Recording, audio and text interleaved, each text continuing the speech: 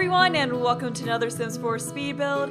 So today I'm making a home inspired by Italianate architecture, and I'm doing this because a month or two ago I had a speed build in which I made a Charleston single, which is a very specific kind of house. And in that video I talked about how I wanted to try making homes in different kinds of architectural styles and maybe styles that I hadn't heard of and were less common. So I asked you all to suggest styles that were maybe specific to your area, kind of like how the Charleston single is specific to Charleston, South Carolina, or just styles that you don't hear about as often, because I just really wanted to check out different kinds of architectural styles and get some new inspiration for builds. And a bunch of you left suggestions, and I did see that the most common one seemed to be making a southern plantation style home.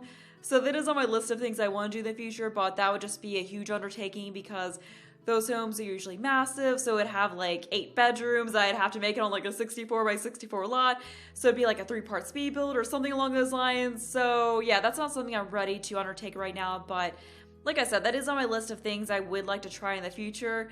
But anyway, Jessica left a bunch of different kinds of architectural styles that I could check out, and one of them was, of course, the Italianate style. So I just took a look at that one because it popped out to me. It was something that I never heard of before, and when I looked at pictures, I just saw that this was a really, really beautiful style, so I wanted to recreate it.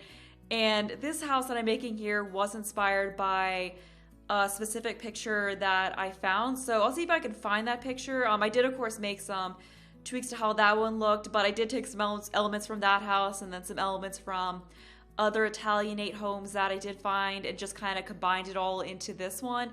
And I was worried that this house wasn't going to be, like, once I got started on it, I was worried that it wasn't going to come out being an authentic Italianate home, because I found the picture I based this one off of and then did a little bit more research on the style and realized that it didn't quite check off all the boxes on things that typically are included in an Italianate home. But I think it's fine in the end, because as I looked around at more pictures, I realized that there isn't like one kind of specific I feel like I've been saying specific a lot in this build, but you know, there isn't one type of Italianate home. It's a style that comes in many different looks, but it just has a few different key elements that are common between all these homes. Like, I think the most common element, like the thing I saw in pretty much every home, was that it has very exaggerated eaves, which is just like how far out the roof extends, and then that projected eave is usually supported by a corbel, like by kind of a brace, and it's like kind of set in an ornate cornice, or an ornamented cornice. So that was something I really wanted to try my best to recreate with this house, and I wasn't able to get it exactly because we do have some limitations with this game. Like, I did want to take the roof and pull the eave out a little bit, but when you do that, it doesn't turn out quite right, because I feel like the game pulls it out more than I would want it to be pulled out. Like, it's very hard to get it to look exactly how it does in real life, so I just settled for not pulling the eave of the roof out at all. But then I found this trim that was just perfect, because it has the corbel set in ornamented cornice. So that fit this build so well. And I think the whole pulling out the eave thing would have worked better if I'd made the pitch of the roof a little bit lower. And that is another common feature of Italian homes, just that they have very low pitched roofs, to the point where a lot of the times if you look at the house from the front, it doesn't even look like it has a roof. And also, like, a lot of them will have flat roofs as well. So that was a reason why I was worried that this house wasn't going to really fully be an Italianate home. But as I said, like, not all the homes had that. Like, there were some homes that had a higher pitched roof like this one, and this isn't even really a super high pitched roof. Like, it's still, I mean, I wouldn't say it's low, but it's not like crazy high pitched. So I think it still works.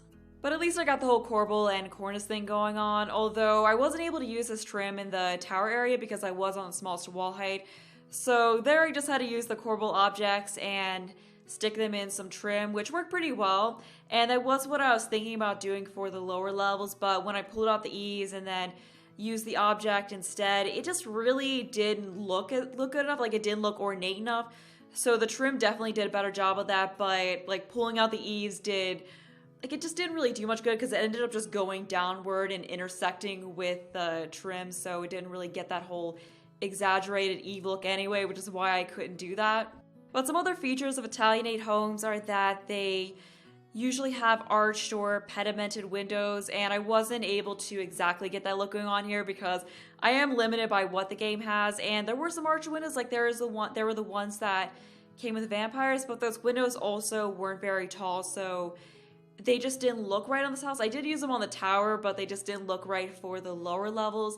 And another characteristic is that they usually have tall windows, especially on the lower levels, so I just settled for using these windows, which I think still fit in really well. And when I was looking at pictures, I did see that some had like a square ornamentation on the top of the windows rather than like an arch or like a triangle shaped kind of a thing going on. So I think it was fine. These windows definitely fit the style of the house very well. And some of them also have towers, as this one here does. Another thing was that some of them have thinner columns on the porches, and then I've also saw where some of them had double columns where you just had two columns very close together. But unfortunately, that's another thing that we can't do in this game, since you can't move columns by holding down Alt, which I really wish we could. Like, that was something I missed doing in The Sims 3, because sometimes I just really want to place the columns off of a grid, but unfortunately we can't. And then something else I noticed about them is that they tend to be very, very boxy. Like, this one isn't super boxy, but it doesn't really have, like, I mean, you can't really make rounded turrets in this game anyway, but it's just like there's a central box and then there's boxes going off of that, which is something that it's just something that I saw in all of the Italianate homes that I looked at. Like, they definitely just had a very square look to them. Like, they didn't seem to have a very flowy look, if that makes any sense. Like, I don't know why, but flowy, or like a lack of flowiness, is the word that comes to mind for me when looking at these homes. Like Victorian homes have rounded porches and rounded turrets, and like just tend to have less of a boxy and square look to them. At least to me, they do. So that was just something I picked up on when I looked at this house. And a lot of Italianate homes in America are essentially just rectangles, because when I was having this fear that this house wasn't actually an Italianate home, I, for a brief bit, like thought, okay, maybe I should do one of these like boxy American type Italianate homes instead, but that wouldn't have been nearly as interesting. But yeah, a lot of them are just a two-story rectangle that has the corbel and cornice thing going on, and that's kind of it too. And then it'll have like decorative windows, like arched windows and pedimented windows and all of that, but they're not really super ornate. But yeah, like I said before, there's just a lot of variation in how Italianate homes look. So you have those more simple ones that you see, and then there's also just the really ornamented ones. I think this one is definitely more towards the side of being ornamental. And I just thought that this would be more interesting and fun to make than just making a box and sticking some trim on the top of it and calling that it. But I did read that the style was originally developed in Britain in the early 1800s, and then from there spread to different parts of the world, such as the US and Canada. And I also saw that it spread to Australia, and it kind of took on different forms in each of these countries, which is really interesting to see. And it does, of course, take inspiration from Italian architecture, like from, I could be wrong on this, but I think from like the 1600s. And you could just see some like Roman influences in it, like with the pedimented windows that some of them have that come in like the triangle shape. So it's just a really, really cool looking style, and something that I never heard of prior to this, but I'm glad that I learned about this now. And when Jessica suggested all those different architectural styles, she also said that it would be cool if I did a series where I built homes in these different styles and then discussed what I learned, which is kind of what I'm doing here, although I don't think I'm going to turn into a full-on series. Like, I think it'll just be kind of a more informal thing where from time to time I'll build a home in one of these like architectural styles and just talk about what I learned, because it is fun to talk about. Like, it's something really fun to talk about in these videos. Like, I don't want it to be like a full-on lecture because I'm not an expert on these things, but I do think it's fun to just kind of chat about what I learned. So if you're curious as to what the other kinds of Italianate homes look like, then you can just Google Italianate architecture and look at all the pictures that come up, because yeah, that's just what I did. Like, I spent a while just looking at all the different kinds and like figuring out what I wanted to try to recreate before I settled on this one. But onto the actual house, because I haven't really done a whole lot of talking about this house specifically. It does have a very landscaped yard, so as you can see, I just have this whole paved path going around the house, which I don't normally do. Like, usually if I have a path, I'll use one of those terrain paints that are just some stones on grass, just to keep it kind of subtle. But with this one, I just decided to do something a little bit more obvious, and I really like how it looks. Like, I mean, ideally, I wouldn't want to do this in like a yard of my own house because I wouldn't want most of the lawn to be taken up by pathways, but it does look really, really pretty here, and I think it just goes with the look of the house very well. And I also use this red brick, which I don't think I've ever used before. Like, this is just a brick wall that I always overlook, but it's actually really pretty and looks really nice on this house. And here I'm just trying to figure out the furnishing for the front deck area, and originally I was going to use a more casual furniture that I used on the back of the house, but I decided to just go with some more formal looking benches and chairs here because this house does have a very formal look to it.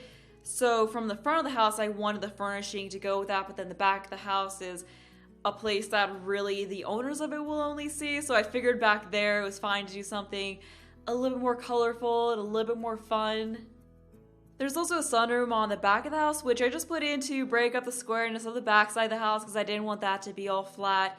And I tried to make it look like that was added onto the house, so rather than using the brick that I used on the rest of it, I just used some siding, and I kept the brick on the wall of it that connects to the rest of the house, just so it of course looks like they just built it off the back of it. It didn't cover up the brick at all, and then you have the chimney from the inside of the house just kind of sticking out into there, which I thought was a really cool look.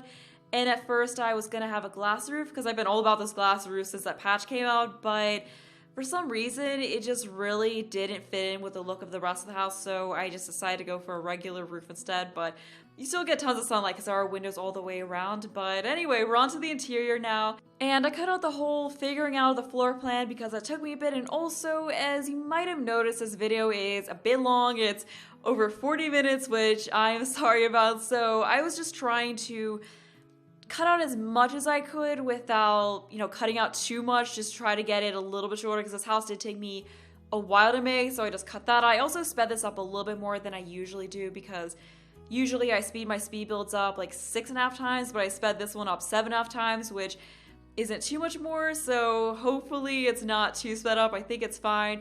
But yeah, I was debating whether or not I should split this speed build up because it was like right at this point where I usually will split it into 2 parts because my general rule of thumb is that if I have over 40 minutes of footage, I split it into 2 parts, and originally I had like 40 minutes of footage, but I ended up editing that down to like 36 minutes, so I was about to split it in 2 parts, but then I just decided not to because I didn't think that this was a very good house to split up in 2 parts. And I also put a poll on Twitter asking what you all prefer, and more people said that they just wanted one longer video than for it to be split into 2 parts, so I just decided to leave this all as one video because I'm not really sure what you all prefer. Like, when you have a video like this, like, do you prefer 2 20-minute long parts, or do you prefer that you just have one 40-minute long video? I'm kind of curious as to what you all think because, of course, not everyone who watches my videos voted on the poll on Twitter.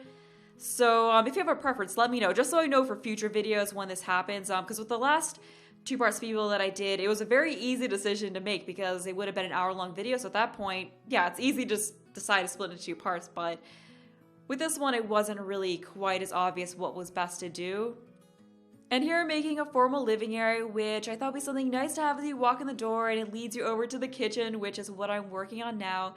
And I really, really like how this kitchen turned out. As you can see, I used the brick that I used on the outside to create an exposed brick look, and this kitchen is definitely different than kitchens I've done before because, like, I've done kitchens kind of similarly. Like, I've done a lot of kitchens where I use the tile that came with Parenthood, and I use the Parenthood counters, or I don't know, like the Jungle Adventure counters. Like, there's a few kinds of counters that I tend to use, but this kitchen, like, just definitely turned out different. Like, I used this flooring that came with vampires, which I've hardly ever used. I used these counters which came with vampires, and I'm just really happy with how the whole look came out.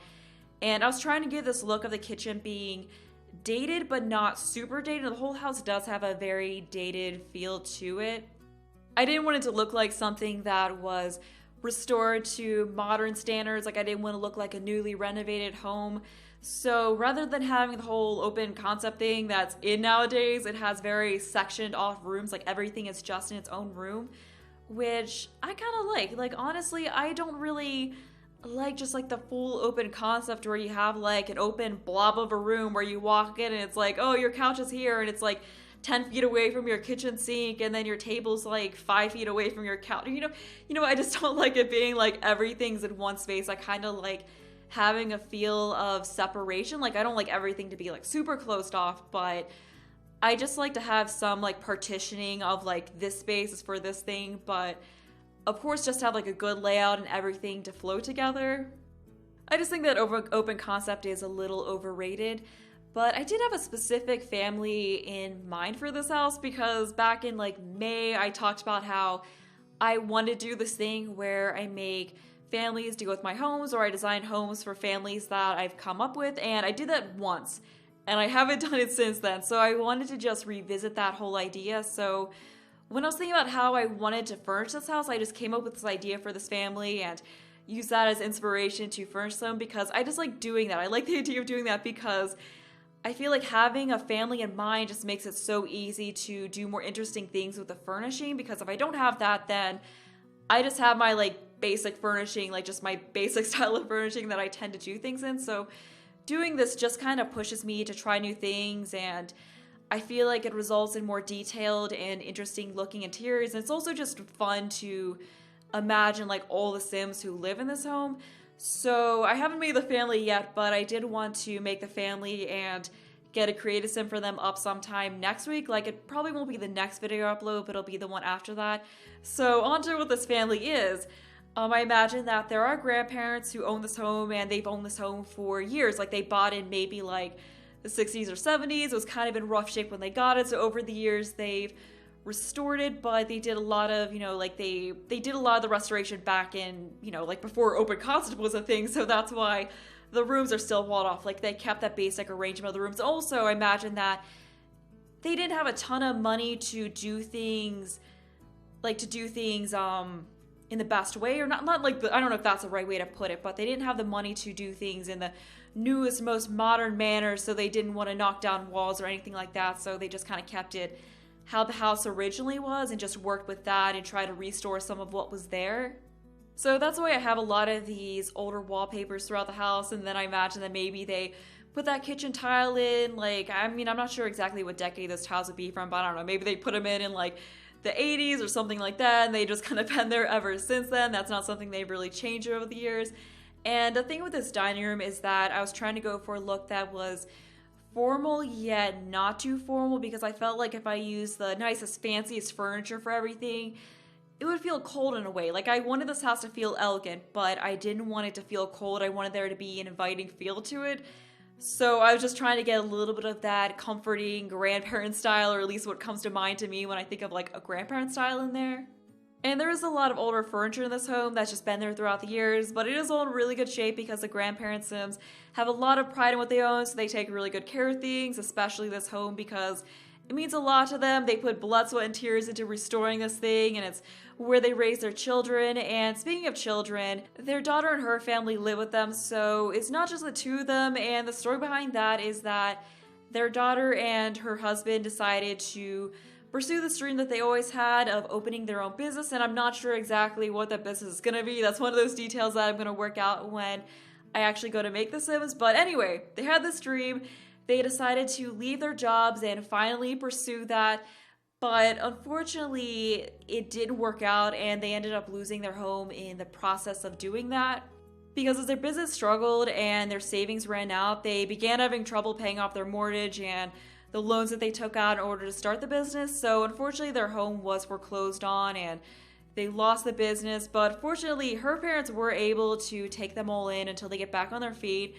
And while her parents are glad to be able to spend more time with their grandchildren, there definitely is some tension in the household. Like, they're a little bit upset with the two of them for doing something they consider so reckless, because her parents are definitely a little bit more traditional. Like, they believe more in just working up the ladder for some other company rather than just being an entrepreneur and putting everything, like taking a risk and starting your own business or pursuing your passion.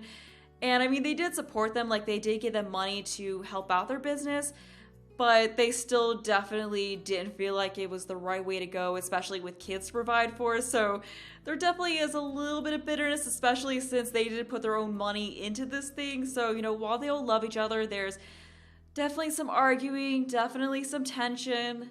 And the parents are also debating whether they should try to pursue this business once again, because they're thinking maybe if they learn from their mistakes that they made last time, they can do this thing right and really become stressful. Like maybe they just should approach it from a different angle, but one of them is leaning more towards going back to their old jobs and giving up on this, while the other one wants to try pursuing this again. So there's some tension between the two of them. Like it's not a situation where their marriage is like super on the rocks and is likely to end or that kind of a thing. You know, it's just a thing that they're going through and trying to figure out, and then the parents are like, it's getting kind of confusing saying, you know, parents and parents, but because there's two sets of parents here, but the wife's parents are pressuring them to go back to their jobs and do not want them to try starting this whole business thing again, given what happened.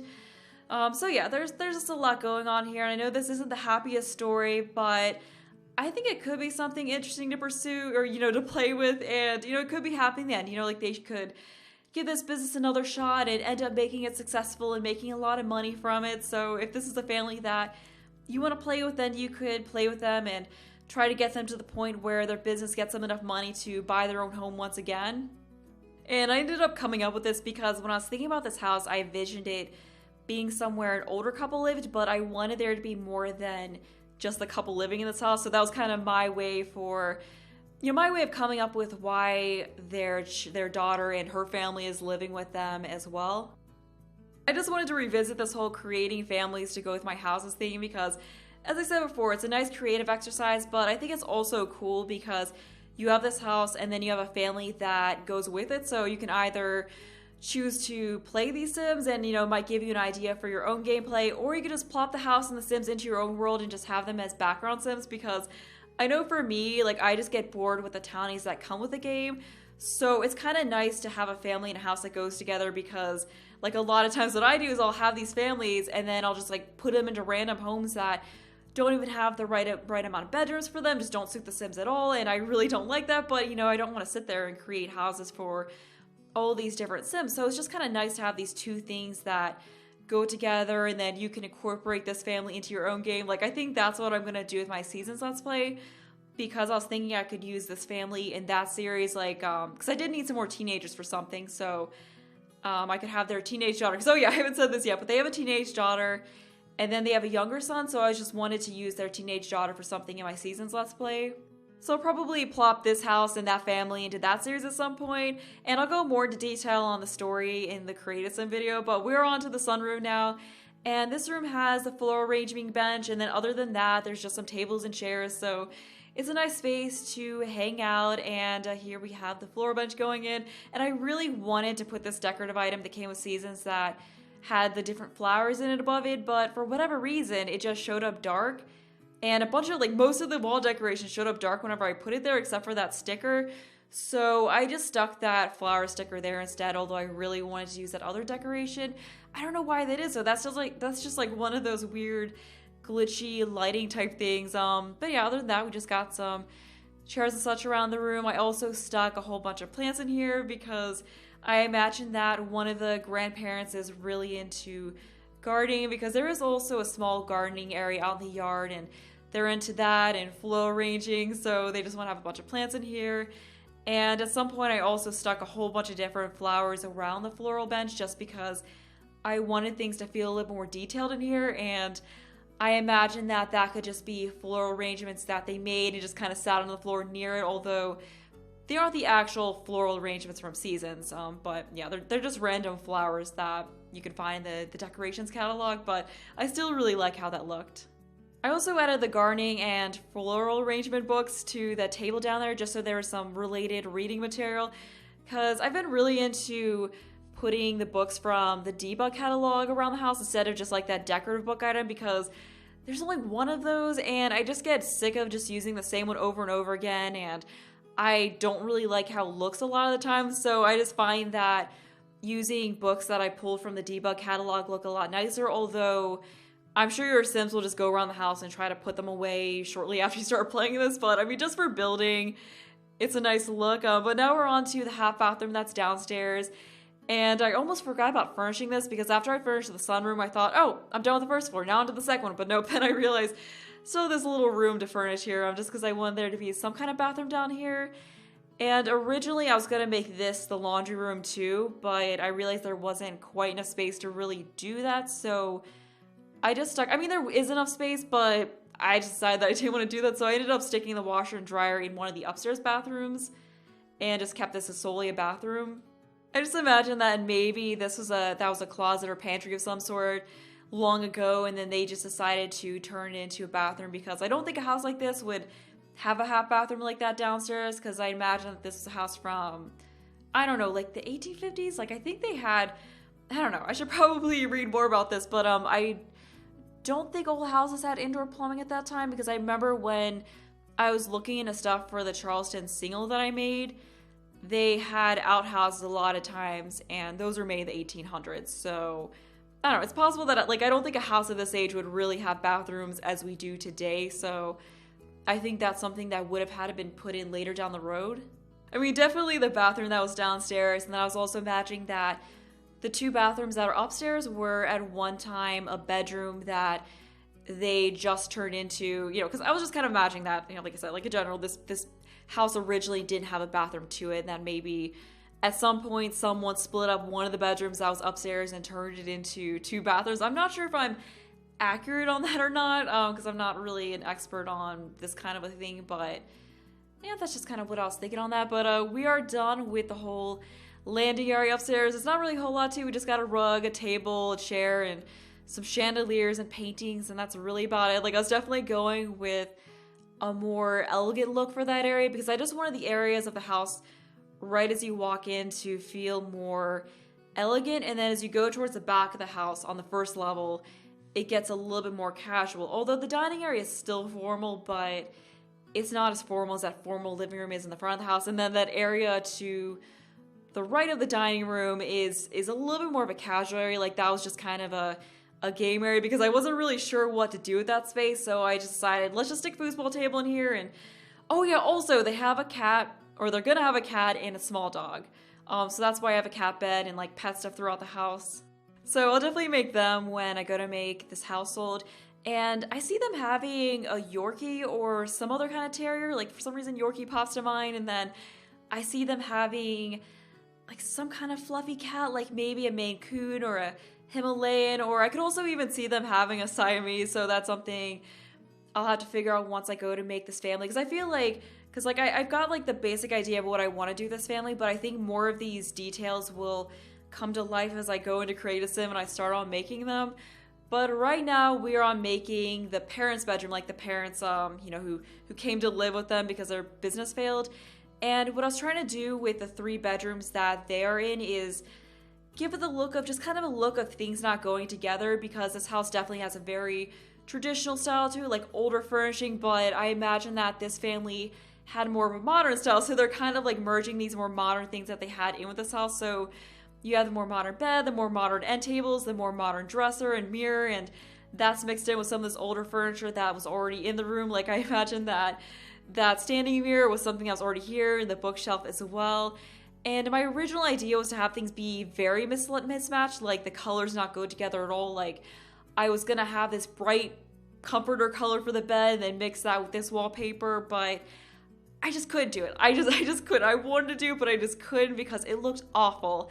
And the thing is, I want this house to still look good. Like, even if you're just gonna download this house to use with other Sims, I didn't want people who hadn't watched this video downloading it and be like, what on earth is she thinking? Why is there a snot green bed and then this old paneling? Like, this does not go together at all. So I just decided to go with this idea I had originally, but tone it down a little bit and make something that still looked decent, like still went together in a way.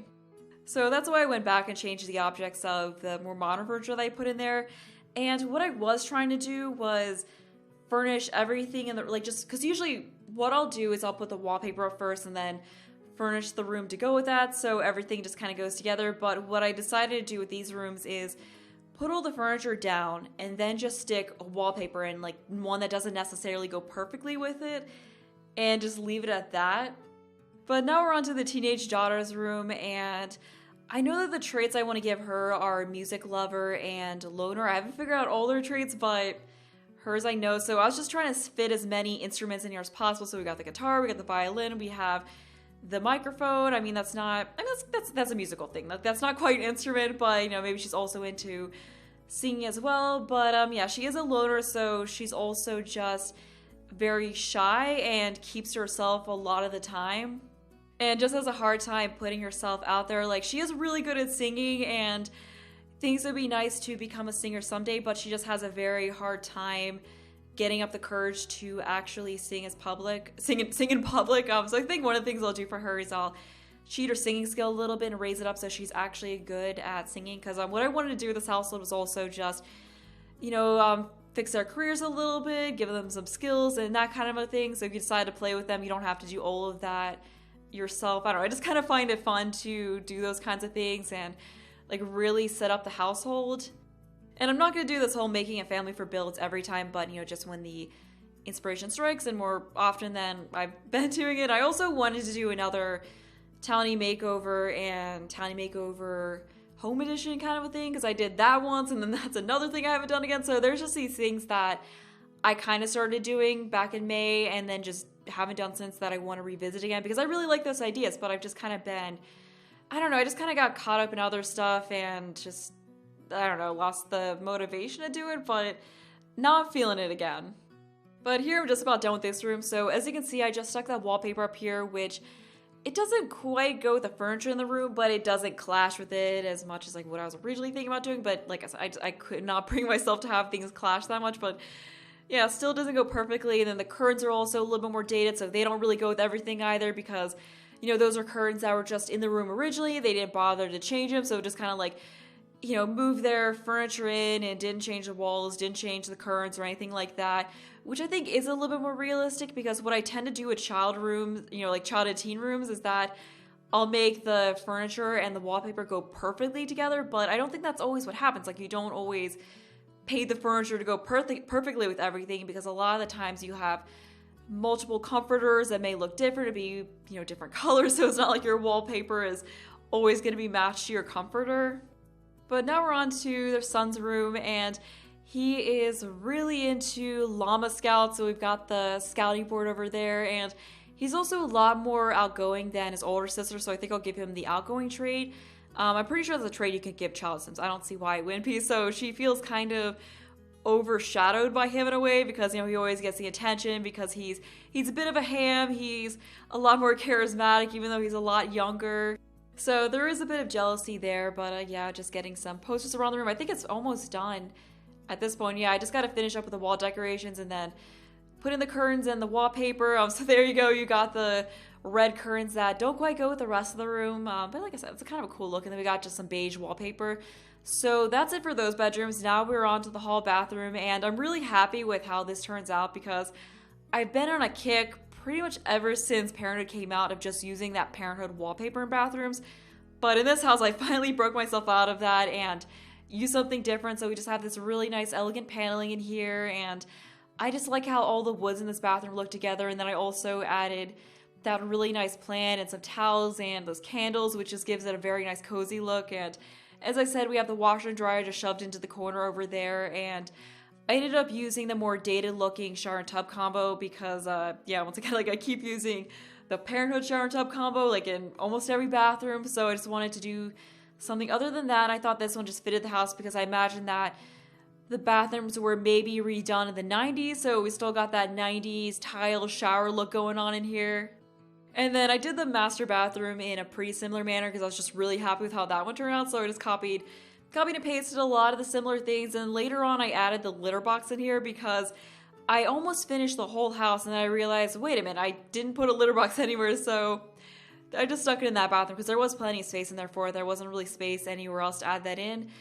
But yeah, we're on to the master bedroom now, which is the last room in this house. So it took me a little bit to figure out where I wanted to go with the color scheme, but I ended up going with this red and beige color scheme, or not, not this one. This is a green one, obviously, but yeah, I ended up changing it to red because I just wasn't really feeling the green in there. And I really like how this bedroom turned out. I was a little worried about it at first, but it just ends up turning out looking very cozy and elegant at the same time. And, like, that's just in general the look I was going for with this house. Cozy, or elegant, yet at the same time cozy and inviting. And I just really like this quilted comforter that's on this bed. Like, it definitely gives off a grandparent vibe. And then we got the little cat thing there. Like, they definitely really love their pets. I mean, especially since it was just kind of them and their pets living here for a long time until, you know, their daughter came back to live with them. And over here is a dressing area, and I had a little bit of trouble. Like, I wasn't really happy with how it was laid out here at first. Like, the space of the wall where the closet is just felt too long, if that makes any sense. Like, it just felt like kind of a weird area to furnish. So I do end up reducing it down to one closet and then just making a wall going all the way across. So it's kind of like its own room in a way, which I just thought looked really nice. And also, yes, I did stick that curtain through the wall, which I normally don't like to do, but I just really wanted to use that curtain, so I was like, screw it, we're just gonna stick it halfway through the wall. Plus, at this point, I was just kind of done with furnishing this house. Like, I was at that point where I just wanted to be done with it, so I just start caring a little bit less at the end. Yeah, so here's where I walled that off, and we just got an arch going through there, so it's just a really nice look. And also, like, it could have been another bedroom at some point, because I have seen in older homes, like one of my friends bought a house that was built in the 1800s where it's 3 bedrooms, but you actually have to go through one of the bedrooms to get to the other. So she ends up just using it as a closet. But yeah, that was the thing that was done in homes in the past where you have 2 bedrooms, but you have to go through one bedroom to get to the other one. So I imagine that was possible. That was what was going on here at some point. But anyway, we're almost at the end of the building part of the video. So as usual, if you want to download this, there will be a link to do so in the description, other stuff in there, how to find it in-game. And with that, I'm going to leave off here. So I hope you enjoy the rest of the video.